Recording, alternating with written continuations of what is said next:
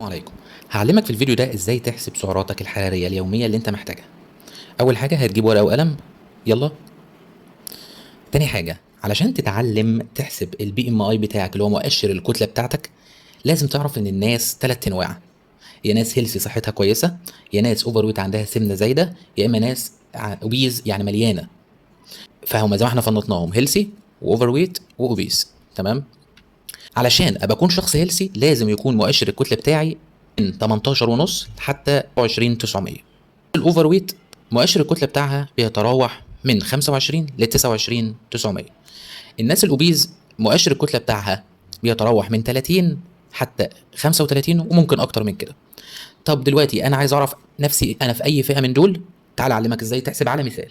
اول حاجه هتجيب ورقه وقلم اللي انت ماسكها دلوقتي وتكتب فيها انت كام كيلو وطولك كام سنتي. تمام. فانا هعملها كمثال هنا ان شخص وزنه 60 كيلو وطوله 160 سنتي. عايزين نحسب بقى مؤشر الكتله بتاع الانسان ده. هنعمل الوزن بالكيلو على مربع الطول من الآلة الحاسبة كده. تمام. فانت تقوم قاسم، مثلا احنا قلنا وزنه 60 على طوله 160 سنتي مربع. مش عارف تحسب المربع الطول، هتقوم قاسم على 60 مثلا الوزن على 1.6 على 1.6. لو انت طولك 160 سم يبقى 1.6، لو انت طولك 170 يبقى 1.7، لو انت طولك 175 1.75.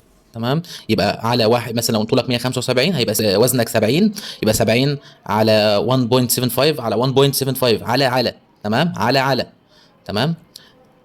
هيطلع في المثال ده هيطلع في المثال ده البي ام اي بتاع الشخص ده 23400. تمام.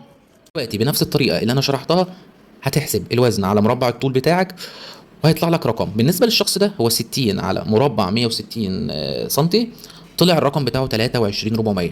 فاحنا هنرجع تاني للي شرحناه فوق اللي هو الشخص ده هيصنف ايه. هيتصنف شخص هيلسي زي ما احنا قلنا. حضرتك الرقم بتاعك طلع من 25 ل 30، يبقى انت حضرتك اوفر ويت. الرقم بتاع حضرتك طلع من 30 فيما فوق، فحضرتك شخص اوبيز بتعاني من السمنه. كده احنا خلصنا المرحله الاولى. المرحله الثانيه يا فندم هتقوم جايب نفس الورقه برضو تكتب فيها وزنك في رقم معين. الرقم ده يا 30 يا 25 يا 20.